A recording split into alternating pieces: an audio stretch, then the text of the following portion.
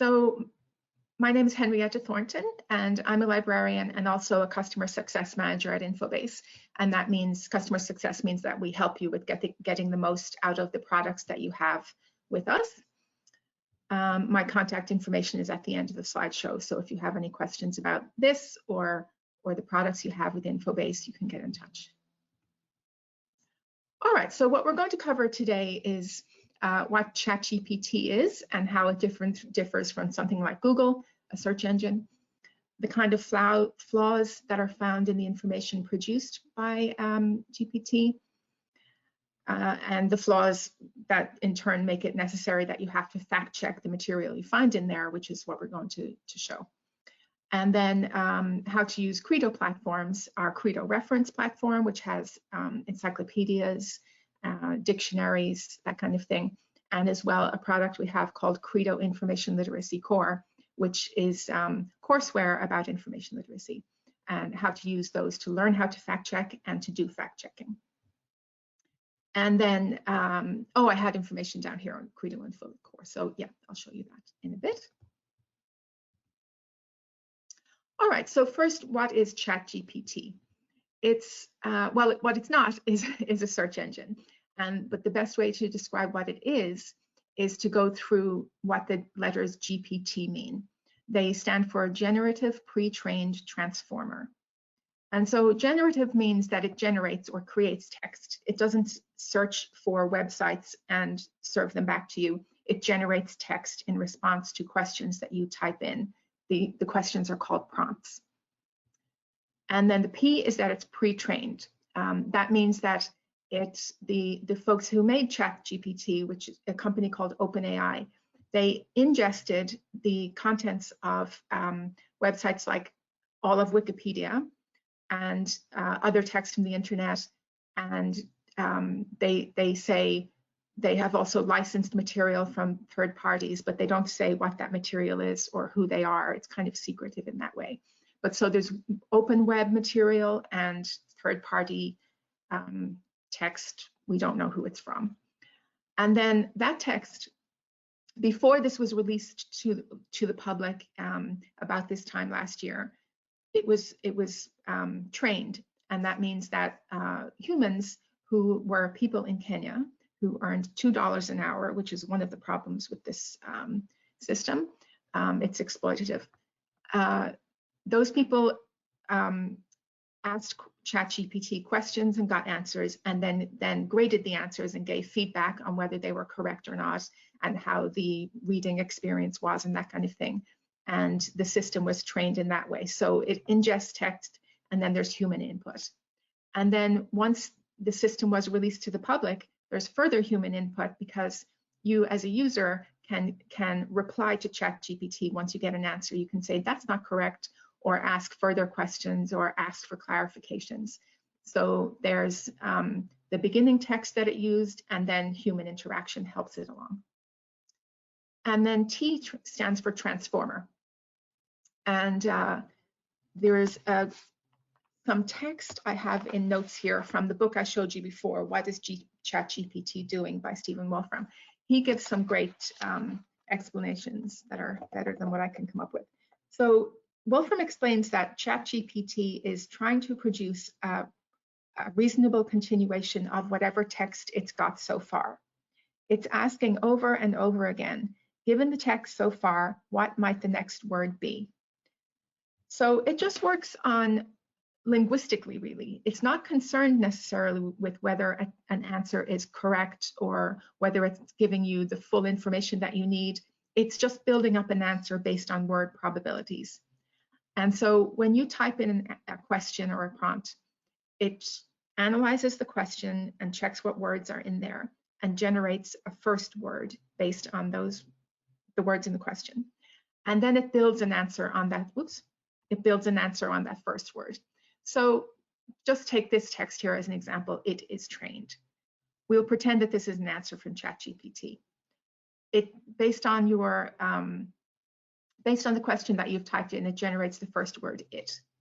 And then it looks through, and this is all lightning fast, it looks through all the text that has been fed into the machine from the web and checks what is the most common word in there that comes after the word it, and it's is.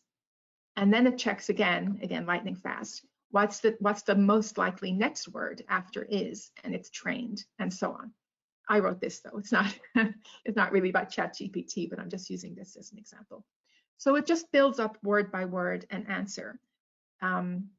And you can see that by that mechanism, it's necessary to fact check the information that it gives you, because it's only using word probabilities. It's not using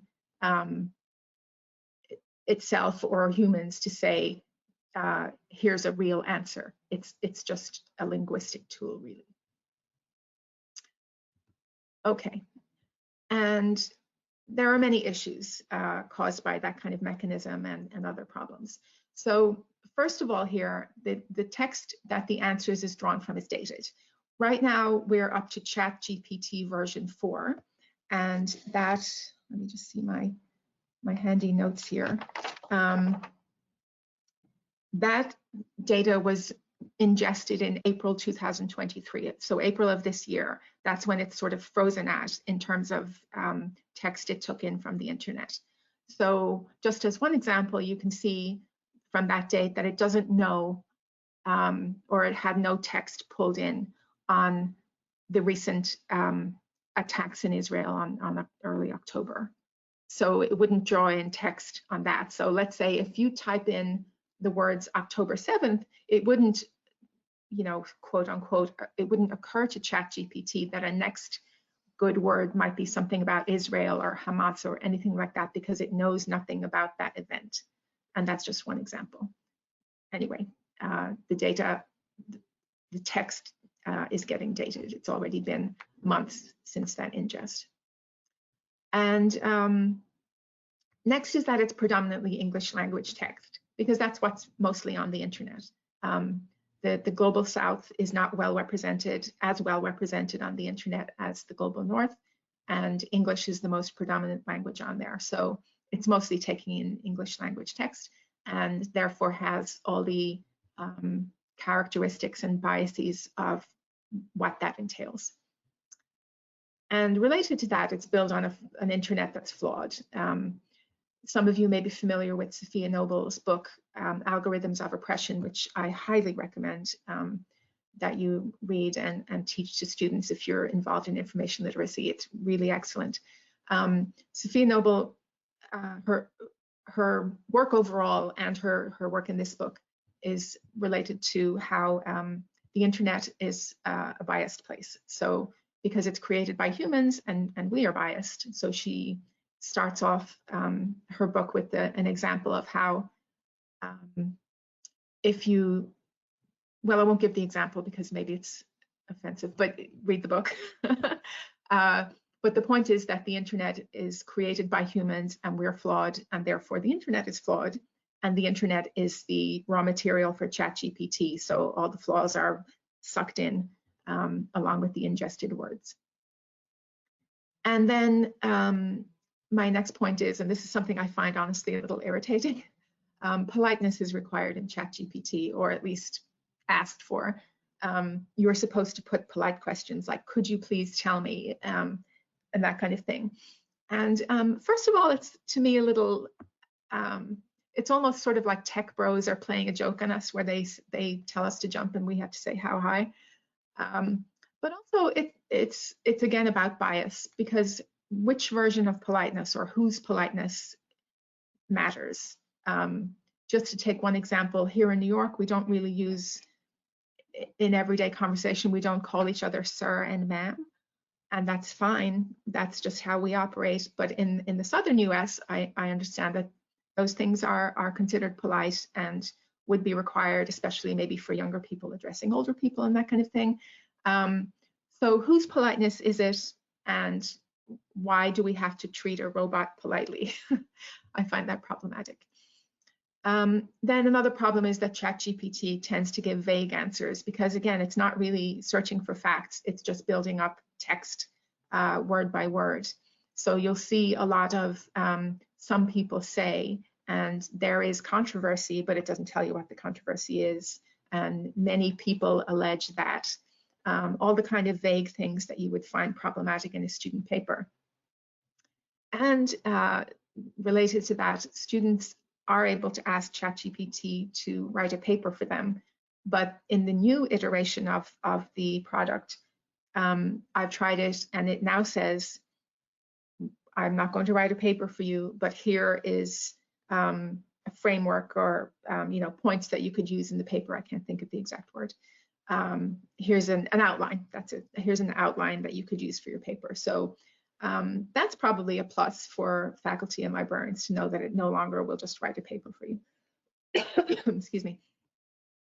And related to that, I have a recommendation, and you'll see a paper related to this in the bibliography of this presentation. I can't remember who it is, but there's a professor, a US professor who wrote for Wired, and you'll see in the bibliography. This Wired paper describes how he or she, to show students the problems with ChatGPT, the professor had them use it and write a paper. No, he or she had ChatGPT write the paper, and the students were asked to grade it with the professor's rubric. And most of them came to the conclusion that this was terrible, and they never would turn in a paper that looked this vague and bad.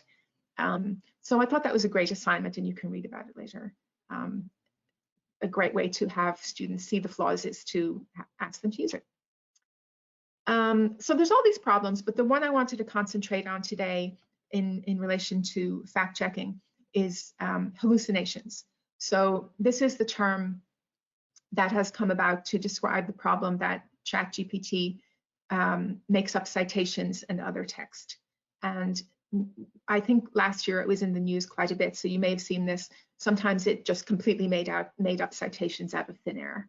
And it will very confidently give them to you, like it gives you the text and you ask for citations and it gives them to you. And they look real, they look well formatted, and there's all the information is there that you'd expect to see in a scholarly citation, but it's not real at all. So that's a big problem. And then just other made up text is problematic as well. So here's an example. And first of all, I must say, when I tried to find an example in the past week or so for this presentation, an example of hallucinatory text, it was quite hard. It's not really giving bad answers much anymore to factual questions. So I think that's really good. But I did manage to generate a hallucination for you, just so you can see how it works. And how I did that was that I asked ChatGPT to write a book review of a book that's not published yet. It's a real book though, but it's not out yet. And it's called The Trials of Lila Dalton. I have a copy because I do book reviews, and I just on the side have to highly recommend this book. It's really good if you like crime fiction. So anyway, I asked ChatGPT to write, to give me a book review of this book. Here you can see it's called The Trials of Lila Dalton, or Lila Dalton. And it gave me a review. It described that the book is a coming-of-age story about this teenager somewhere here in the United States, and it gave all these details. And that was all completely wrong and completely made up. I gave it the here's my question, the Trials of Lila Dalton by L.J. Shepard. So it did have the author and everything, but it still gave me a completely wrong review of a different book that doesn't exist. The real book is about a trial lawyer in England, and the book that ChatGPT talked about was a teenager in the US, and all the other details were wrong as well. So that was a hallucination. And then you can see here that I gave it feedback. This is a description of a different book. And then it gave me an apology. Look, my apologies, blah, blah, blah, blah.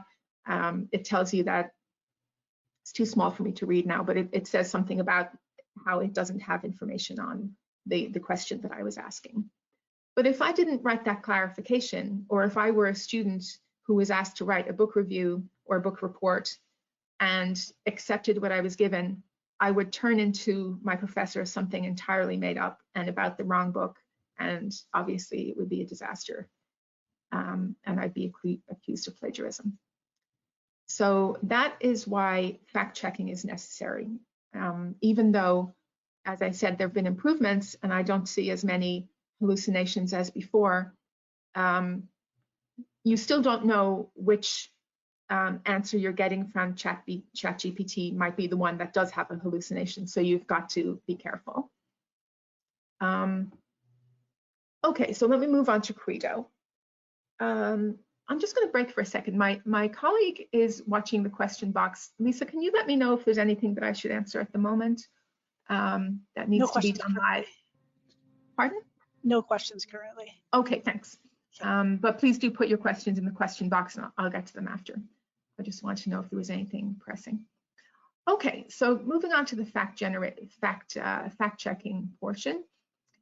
We have two products at Infobase that are relevant,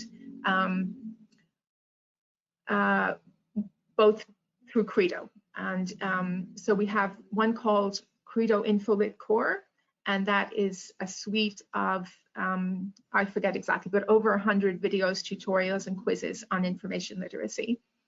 And the other is Credo Reference, which is a database of ebooks. And so you can search in there the content of dictionaries and encyclopedias, handbooks, that kind of thing. But so first of all, to go back to the first one, InfoLit Core, the videos, tutorials, and quizzes. We've been asked, and we listened, we've been asked to include information in there on how librarians and students should approach AI from an information literacy perspective. And we added some material on that this past summer, and then again yesterday. So subscribers who already have this material can now start to use that new material that was added yesterday. And I took a screenshot of it just to show you quickly the kind of thing that's included. This is one of the tutorials. So you see it's just text, but we also have videos and quizzes. And the tutorials are rather general. They're not just about ChatGPT, they're about artificial intelligence generally, because there are other tools out there, like Claude, for example, is another is an alternative to ChatGPT.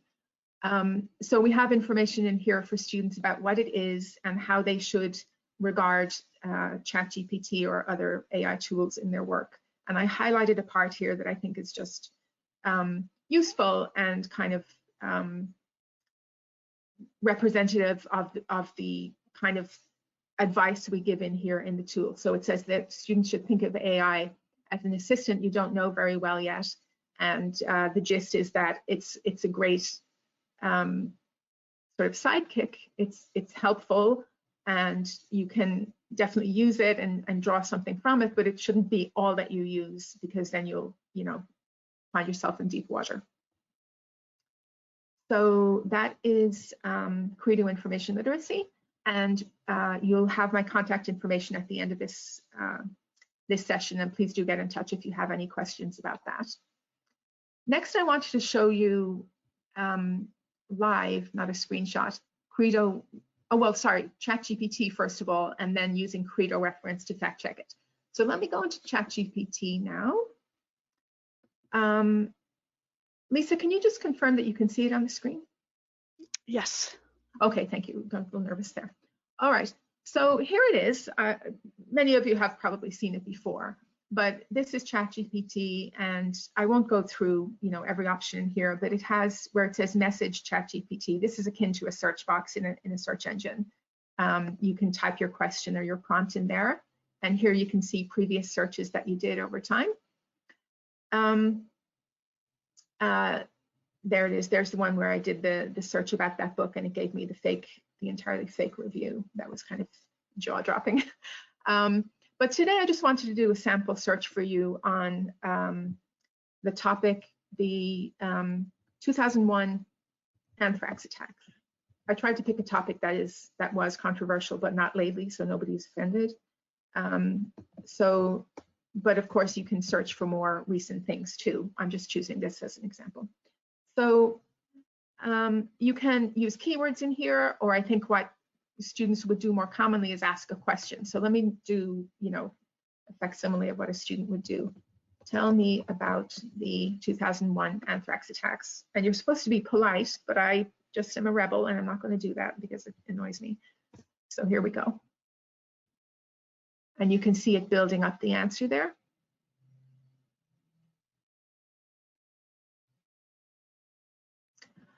All right. Let me go back up. Here's my question or my prompt, and there is the answer that ChatGPT gave. And the answers vary over time. So if I went in there, maybe even now, and asked the same question again, I might get a different answer. And that's a function of the word matching feature that I now forget what it's called. Oh, the transformer. When it chooses the words, let's say, you know, when it chose that anthrax was going to be the next word after 2001 here, there's randomness involved. It doesn't always choose the best next word that has a 100% chance, 100% likelihood of being the best next word. It often chooses the 0.8, so an 80% next best word. And the reason for that is that choosing the 100% best word over time produces a very flat text that reads like it was produced by a robot. And this is one of the things that nobody knows why. A lot of times when you read about ChatGPT and how it works, nobody knows why, including the creators. It just works that way. It turns out that 0.8 or the 80% best next word produces a text that reads in a more natural way and is just less wooden. So the next time when it chooses, you know, if I did the same prompt again, and it again goes through and chooses the 80% next best word, it'll do different ones. So the answer will be different. And again, that's what also makes it not very suitable for academic work for students, because facts shouldn't change over time. So, you know, that's something worth telling them. And that is also something that's explained in the book that I mentioned before, What ChatGPT is Doing by Stephen Wolfram. I promise I don't have shares in his work or anything. It's just very good. It can be quite heavy going if you don't have a computer science background, which I don't. So some parts you'll be skipping maybe like I did, but the textual parts are accessible. Just the graphs and things and the equations kind of went over my head, but the book overall is well worth a look. And the print version that I have here is, I bought it, but there is a version that's free on the web, and it's in the bibliography that I'll show you in a bit. Okay, so here's the answer. And so let's say students wanted to fact check this in Credo reference. First, they need to know how to find facts. So you could talk to them about the W's of journalism: who, what, when, where, why, and they will look through the item and see, you know, where they can find actual facts that match those W's. Like, here's the date, 2001, more specifically September 18th, 2001. And looking through, you can see names here, so that's the who, and so on. They look through the piece to find facts like that, and then go to Credo or, you know, another source, but today we're talking about Credo, to look for those things. So if I were teaching this, I'd have two tabs open and to talk to the students about using a lateral reading approach. So lateral reading is reading to the side. You'll have multiple tabs open, and each one will have a source that has information on your topic, and you'll be checking among the tabs to see if you can find the same information across all the sources, and then it would seem that it is something reliable. So I'm going to go into Credo next. Here's Credo. This, you can see here in the search box that it has ebooks from publishers, and they are reference books, encyclopedias, general encyclopedias, subject encyclopedias, dictionaries, and so on. And there are several ways for students to approach this in here. It's not just like ChatGPT where there's only a search box and that's it. Students can either do their search in here, which is probably what most will do. They could also browse by subjects here, and you can see that there's a history area, so they could go in there and narrow down further and further till they see something about September 11th and anthrax. Or they can use this hamburger icon up here to open up and see the topics that are covered within Credo and the titles that are there. So I'll just show you titles while we're here. Here are all the books that are included inside, and not just on, you know, September 11th. I haven't even gotten that far yet. This is just everything. So if they, you you know, students also often don't know what topic they want to research. So I think browsing through the titles in here is a good idea. They can see what books there are, and maybe something will grab their interest. And they can open up the book, and there's the table of contents, so they can read through this just as though they had the print item in their hand. But they'll probably use the search box, and so that's what I'm going to do here now. And I'll do the same thing I did in ChatGPT and ask about the 2001 anthrax attacks. Students might do that, the sentence that I did in ChatGPT, like, can you tell me about, or who did the attacks, or that kind of thing. But I'm just going to use the keywords in here because that's, you know, what we do in libraries, and something you'll be talking to them about in an information literacy class is that you don't use full sentences, you'll just use the prominent words or keywords. So let's try that. So now you can see that Credo has given back results that are text here and a map here that I'll get to in a second. And I would encourage students to look through here and see what kind of different sources they've gotten. So the headings here, the links are article titles, just watching the time. And then they can see underneath a blurb from it, and as well the source that the material came from. And that's something that's lacking in ChatGPT. It doesn't give you a source because there isn't any one source, it's the entire web. So they can either open this up and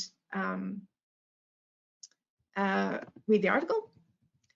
They can search through it using the Control F function. I see already though that Tom Daschle here and Patrick Lee here mentioned, and those were the WHO people from the ChatGPT example. So, you know, that's easy. But if they don't see the people mentioned, they could always use the search function to find whoever is mentioned and see if it matches ChatGPT for fact-checking purposes. And on the side here, of course, you're hoping the students won't go back to ChatGPT, that they'll stay here. So on the side, there are related topics that they can look into and hopefully be intrigued enough to go further and, you know, read those. And as well, they have options up here that are also not in ChatGPT. Save is sort of there because you do have the history of what you've searched in ChatGPT. So save is there somewhat. Share is not here. You can share the material by an email or a link that you can, you know, drop into your paper, or an embed. So this is for faculty. They can embed the material into their LMS class, or yourselves in the library could embed it into a LibGuide. You can create citations too, have the material read aloud. So students who have accessibility needs can have the material read to them. And then there's a translate option here. This is Google Translate, so the material can be translated into different languages. Let me try and move these controls here so I can show you something else. Oh, I can't get it, but oh, there it is. Okay, so on the top right at every Credo page, there's a copy link. And I think this is really handy too. You can copy the link to this page. So the entire search would be copied. So not just that one, the entire page, I mean, would be copied, not just the text. It's probably more useful at the search level. So professors could use this link here to embed the search into a class and show students what a search results in Credo reference. And then that was only one example, the first one, but students can also scroll down and learn here that the anthrax attacks can be covered from different viewpoints. This was an encyclopedia of terrorism, but here we have a book that's about assassinations. And here, the conversation, which is not a book, but a website that is a pro-con or for, you know, ideas for and against different things or different viewpoints on the same topic. And then something I didn't think of, at least in related to this encyclopedia, I mean this article about environmental disasters from the Encyclopedia of Public Health. You could also show students how they can pick a different topic. If they discover in here that after all, the anthrax attacks are not that interesting, you know, it's not controversial enough, or there's not enough left unanswered for them maybe, or for whatever reason they don't like it as their topic anymore. They can choose, they can see related topics at the bottom here, or they could just open one of the books that they find and browse through that and find a different topic. And they also have filter options on the side here, so they can, there's only a few sources here, but if they get a really giant list of sources, if they search for something much more broad than the 2001 anthrax attacks, they could narrow down using these filters. And oh yes, and I told you I would talk about the mind map, so let me get out of here. This is also something not found in ChatGPT. The fact checking would be done here, but I'm sure they'll also stray over and wonder what this interesting looking thing is.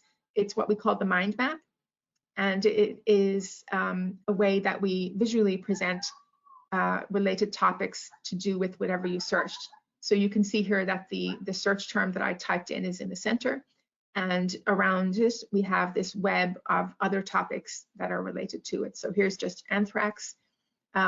Here's Bruce Edward Ivins, who, you know, I read this already. He was the person who is the final suspect, although he killed himself, and so there was no trial or anything. That's all covered in here. But here they can just, you know, let's say the student hasn't read this yet and they want to know who he is, they can explore him using the mind map or any of these topics around here.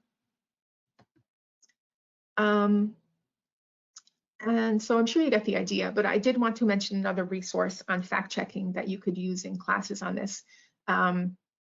Well, it's in the bibliography, but it's a book by Mike Caulfield, and it's really excellent. I think it's called Fact Checking for Student Researchers, but I'll show it to you in the bibliography in a minute. So I think you could build up quite an interesting class, or even a few weeks long project, by having students use ChatGPT to find information, use Credo reference and your other library resources to fact check it, and then first of all, grade the result that they get from ChatGPT, and then see how it compares to the material that they get using more reliable resources that they get from the library. You could also have them create their own mind map. That might be an interesting exercise related to what they find, because if they do enough research, they will probably find topics that are not mentioned in just this brief summation here, because they might go deeper, which would be great, and they can produce their own mind map and maybe present it in class. Okay, I did want to mainly talk about Credo reference, but briefly I want to show you how we have these other two resources that you could use as well if you have them, that are available through Infobase. If you don't have them, certainly get in touch if you'd like to subscribe. World News Digest. Sorry, let me move these the GoToWebinar controls again. We have a video about it that you can watch. If you get in touch, I'll send that to you. But just briefly, World News Digest is meant for students who are researching world events, and it has, we present the events in there and newspaper articles related to them, and then students can there see in one place authoritative information based on different events in the past and currently. And then we also have a resource called Polling the Nations, and I don't want to read through the whole thing, but it's an amalgamation of polls from around the world on all different topics. So I think that could be interesting too, to maybe research ChatGPT and Credo reference on your topic, and then go into Polling the Nations and see what people worldwide, what their opinion is on it, or what they think should happen about a specific thing. That could be very interesting for a paper as well, or a poster, or a speech, whatever you're having students do. Okay, we're out of time, but I'm just going to go over time. I hope you can stay, but otherwise, if you have to leave, we will send you the recording afterwards so you can see the rest of the presentation. So quickly, I just want to go through the bibliography and further reading and tell you about a few things. So here is the paper from Wired that I mentioned.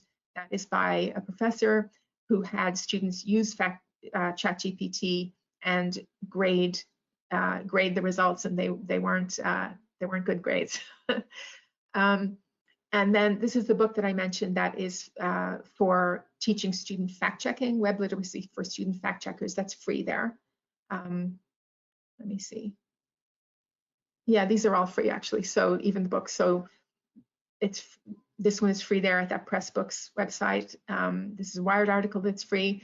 And then we have at Infobase, we have newly released teaching resources that you can get for free as well. We know people are looking a lot for ideas about teaching information literacy as it relates to artificial intelligence. So my colleagues, not myself, have produced these teaching guides, and they're available at that website.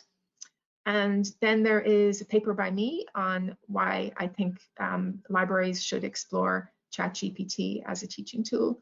That doesn't mean that you necessarily will promote it to students as something that's good. It just means that it's something that they're using anyway, and so you have to address it in some way. And having them use it and see the flaws is, I think, the best way.